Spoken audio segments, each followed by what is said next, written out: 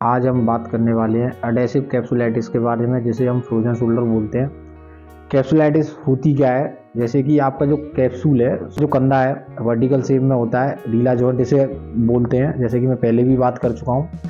तो कैप्सूल जब हमारा क्लेविकल और स्कैपुलर बोन से चिपक जाता है, उसके जॉइंट से चिपक जाता है, तो आपका धीमे धीमे कंधा जाम होना स्टार्ट हो जाता है। कंधा जाम कई कारण होता है, जैसे आपको कोई एक्सीडेंटल केस है, उसके कारण भी आपको धीमे धीमे कंधा जाम हो सकता है। एक कंडीशन होती है जैसे एडेसिव कैप्सुलाइटिस। ये कंडीशन डायबिटिक पेशेंटों को हो जाती है, या फिर आपको सर्वाइकल से भी ये दिक्कत हो सकती है। जैसे कि सर्वाइकल से आपको कॉर्ड कंप्रेशन रहता है, उसके कारण भी आपको कंधा जाम आपका हो सकता है, क्योंकि आप जब साइड लाइन में करवट से लेटते हैं तो उस समय आपकी गर्दन का जो झुकाव है उस अपोजिट मतलब उस साइड रहता है, जिस साइड आप करवट लिए हुए हैं। तो उसको आपको पिलो पतला लगाकर पोस्चर सही रखना है, जैसे कि पिलो को फोल्ड करके सही तरीके से रखना है, जिससे कि कंधे को जोर ना पड़े और कोई कंप्रेशन ना आए। कंप्रेशन अगर आएगा तो शोल्डर में भी पेन आ सकता है। ये कंडीशन अगर ज़्यादा दिनों तक रहती है तो आपको फ्रोजन शोल्डर होने के सबसे ज़्यादा चांस रहते हैं। आप मेडिसिन और आप जो ऑयल यूज़ करते हैं, ऑयलमेंट, उसके कारण भी धीमे धीमे कंधा जाम होता हुआ चला जाता है और सीवियर कंडीशन में पहुंच जाता है। तो मैं बात करूंगा जैसे सीवियर कंडीशन से थोड़ा सा अगर दर्द कम हो जाता है, जैसे कि आपका दर्द ना तो कम ना ज़्यादा है, तो उस कंडीशन में आपको किस तरीके से एक्सरसाइज करनी है, जैसे शोल्डर की स्ट्रेचिंग किस तरीके से करनी है। तो हाथ को सीधा रखने के लिए हाथ का पकड़ने इस तरीके से पकड़ना है, और आपकी जो एल्बो है, पेशेंट की एल्बो से इस तरीके से रखना है। हाथ को इस तरीके से पोजीशन में ले जाते हुए ऊपर की तरफ उठाते हुए उसको हल्का हल्का जहाँ तक उसका शोल्डर पेशेंट का जा रहा है उतना लेके जाना है।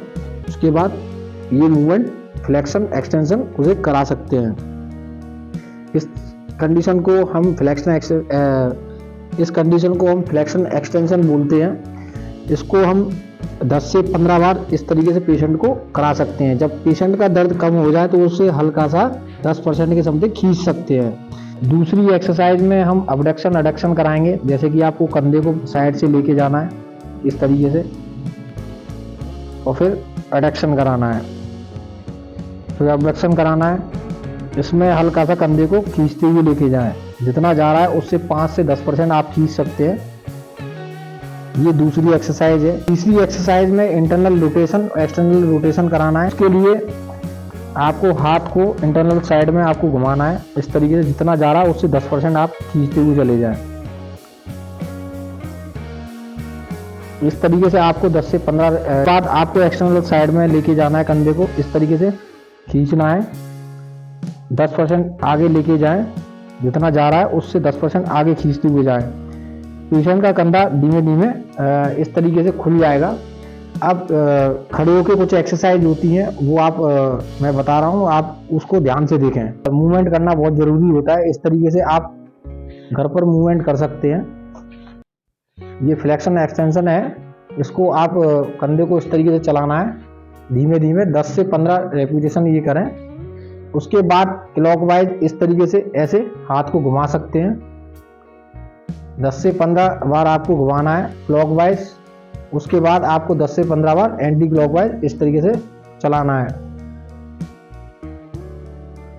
ये एक्सरसाइज आप घर पर करा सकते हैं या कर सकते हैं। उसका भी तरीका होता है, वो आप सही तरीके से देखें। अब आपको जो कंधा है, जैसे कि आपकी एंटीरियर डेल्टॉइड और बाइसेप पे खिंचाव लाने के लिए आपको इस तरीके से हाथ को पकड़ना है और पीछे की तरफ हल्का हल्का जितना जा रहा है उतना आपको धीमे धीमे खींचना है, ना कि जोर से खींचना है, जिससे कि पेशेंट का दर्द बढ़े नहीं। इस तरीके से हल्का सा पंप देना है, जिससे कि ब्लड सर्कुलेशन बना रहे और दर्द कम बना रहे। दूसरी एक्सरसाइज के बारे में बात करने वाले हैं। इस तरीके से पीछे की तरफ हाथ को इस तरीके से लेके जाना है, जितना जा रहा है उतना ही लेके जाएं। ये एक्सरसाइज 25 से 30 दिन करें, इससे आपको काफ़ी बेनिफिट मिलेगा। और ये एक्सरसाइज आपको और भी आगे कर सकते हैं। अगर आपको कुछ दिन ज़्यादा करना है तो एक्सरसाइज शोल्डर के लिए बहुत बेस्ट रहेगी, आपका कंधा कभी जाम नहीं। इस तरीके से आप अपने शोल्डर को खोल सकते हैं। अगर मेरा वीडियो आपको पसंद आया तो मेरे चैनल को सब्सक्राइब जरूर करें, जिससे कि मैं इस तरीके की एक्सरसाइज की वीडियो डालता रहूँ और आपको जानकारी देता रहूँ।